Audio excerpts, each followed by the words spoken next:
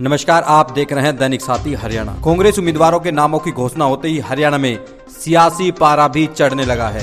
राज्यसभा सांसद रोहतक लोकसभा से कांग्रेस प्रत्याशी दीपेंद्र हुड्डा ने पूर्व मुख्यमंत्री मनोहर लाल खट्टर पर कड़ा पलटवार किया है। दीपेंद्र हुड्डा ने कहा कि अब कांग्रेस के पहलवान मैदान में आ चुके हैं, रेफरी ने सीटी बजा दी है, असल में अब होगा हरियाणा में दंगल। वहीं उन्होंने कहा कि रोहतक की जीत चंडीगढ़ का रास्ता प्रशस्त करेगी। ऐसे में यह चुनाव दिल्ली के साथ चंडीगढ़ जाने का भी चुनाव है। वहीं कोसली को लेकर भी बड़ा ऐलान किया। यह भी बताया कि गुरुग्राम की प्रत्याशी की घोषणा कब होगी, अब आपको दिखाते हैं। प्रत्याशी बनने के बाद पहली प्रेस वार्ता में रोहतक लोकसभा सीट से कांग्रेस प्रत्याशी दीपेंद्र हुड्डा ने क्या कहा। इस तरह से अभी कांग्रेस की लिस्ट आई है, 9 में से 8 जो अनाउंस कर दिए गए हैं। आपको याद होगा, मैंने परसों आपको कह दिया था कि हमारा विचार विमर्श पूरा हो चुका है और पार्टी जल्द ही उम्मीदवार उतारेगी मैदान में, अगले 102 दिन में उतारेगी। तो जो आया था उसके दूसरे आपको ये लिस्ट आई। हम सभी जो मैं उम्मीदवार बनाए गए हैं, मैं सबको बहुत बहुत शुभकामनाएं देता हूँ। मैं मानता हूं कि पार्टी ने हर तरह का इसमें संतुलन बनाने का एक प्रयास किया है और मैं समझता हूं कि सभी उम्मीदवार प्रदेश के अंदर ना सिर्फ जबरदस्त टक्कर मगर जीतने के पोजीशन में आएंगे। कांग्रेस पार्टी 10 की 10 हमारा गठबंधन 10 की 10 सीट जीतेगा। बहुत अच्छे उम्मीदवार पार्टी ने दिए हैं।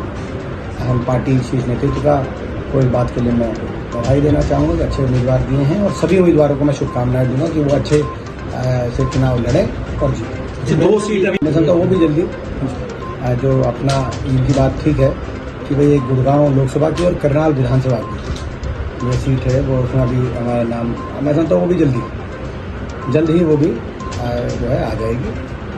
उनको भी उम्मीदवार जल्दी पार्टी उतारना काम। दीपेंद्र जी, भूपेंद्र सिंह हुड्डा ने जिन नामों को रेकमेंड किया था ज्यादातर उन्हीं पे मोहर लगी है। चर्चाएं ये है कि भूपेंद्र सिंह हुड्डा ही हरियाणा में कांग्रेस। देखिए, जो जमीनी स्तर से जो नाम आए हैं पार्टी ने उन नामों को तवज्जो दी है। जैसे पार्टी ने हर तरह का अपना शीर्ष नेतृत्व का अपनी उनका एक अपना तरीका है। बहुत से उम्मीदवार बहुत अच्छी मैं समझता पोजीशन में थे। कई सीटों से 2 उम्मीदवार भी 3 उम्मीदवार भी मजबूत उम्मीदवार थे। किसी का दावा दूसरे से कम नहीं था, लेकिन पार्टी शीर्ष नेतृत्व ने अपने लेवल पर मैं समझता हूं कि इसमें जो हमारी प्रक्रिया के अनुसार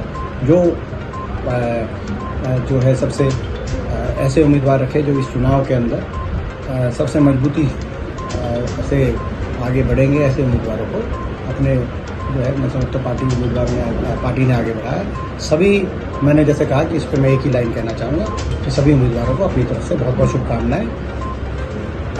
तो अभी तो जो आपने बात कही थी कि रेफरी की सीटी बजते ही खेल शुरू हो जाएगा, तो कहा था जब खट्टर साहब का बयान आया था कि उनके पहलवान अकेले लगे हुए हैं मैदान में, मैंने कहा था कि ये हरियाणा प्रदेश एक दंगल की परंपरा। हरियाणा प्रदेश में कोई भी पहलवान दंगल में अकेला उछल कूद करे आके तो कोई जनता उसके लिए ताली नहीं बजाती, और बजाती भी है तो कोई जो है प्रतिस्पर्धा की सोच से नहीं बताती।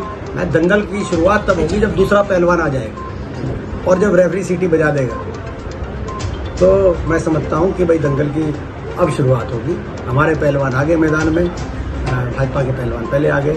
अब दंगल का आनंद जो है जनता लेगी और जनता फैसला करेगी। मुझे विश्वास है जनता 10 की 10 सीटों पे कांग्रेस को जिताएगी। कल भी फिर मुद्दे आपकी तरफ से रहेंगे और अगर आप सांसद बनते हैं तो सबसे पहली प्रायोरिटी क्या है? वो मैं अपना मैनिफेस्टो दिल्ली एक अपना घोषणा पत्र में लेके आऊँगा। रोहतक लोकसभा के लिए बहुत सी महत्वपूर्ण चीज़ें हैं। रोहतक तक मेट्रो को लाना, झज्जर के अंदर एक बड़ा विश्वविद्यालय गुरु रविदास जी के नाम से एक विश्वविद्यालय की घोषणा हम कर चुके हैं झज्जर में। कोसली के अंदर IMT मानेसर के तर्ज पे एक IMT बड़ा औद्योगिक क्षेत्र जिसके अंदर बड़ा निवेश हो, और कुल मिलाकर आने वाले समय में रोहतक झज्जर का ये क्षेत्र, रोहतक लोकसभा क्षेत्र का ये क्षेत्र, ये गुड़गांव क्षेत्र की तरह एक विकास की धुरी बने ताकि हम अगली जनरेशन को, अगली पीढ़ी को एक स्वर्णिम भविष्य अपने क्षेत्र में दे सके। ये हमारी प्रायोरिटी रहेगी। इसके अलावा बाकी जो मुख्य काम हैं वो जो है अपने मैनिफेस्टो में हम डिटेल मैनिफेस्टो लेके आएंगे। साथ ही साथ मैं ये भी कहना चाहूँगा कि ये जो चुनाव होता है ये चुनाव में जनता सब कुछ देखती है। आज से 2005 में, आज से 19 साल पहले हुड्डा साहब के आशीर्वाद से, कांग्रेस पार्टी के आशीर्वाद से मुझे सार्वजनिक जीवन में, राजनीति में कदम बढ़ाने का अवसर मिला था। ये जो मेरे 19 सालों का मेरी कार्यशैली जो रही है वो लोगों के सामने है, जनता के सामने है। किसी भी नेता में दो बातें देखी जाती हैं, उसका काम और उसका आचरण। मेरा काम भी लोगों के सामने है, मेरा आचरण भी लोगों के सामने है। उस काम और आचरण की कसौटी पर मैं रोहतक लोकसभा क्षेत्र वासियों से कहना चाहूँगा कि अगर उस कसौटी में मैं पूरा उतरता हूँ तो मुझे आशीर्वाद दें, और उनका आशीर्वाद मैं खाली नहीं जाने दूंगा। रोहतक लोकसभा क्षेत्र को विकास के, देश के मानचित्र पर लाने में कोई कसर नहीं छोड़ूंगा। रोहतक लोकसभा क्षेत्र वासियों के मान सम्मान को सदा ऊपर लेके जाने का मैं कार्य करूंगा, और उनके आशीर्वाद से यहाँ से जीत होती है तो हरियाणा के अंदर भी अगली सरकार की नींव रखने का वो काम करेंगे। ऐसा मैं सुनिश्चित करने में कोई कसर बाकी नहीं छोड़ूंगा।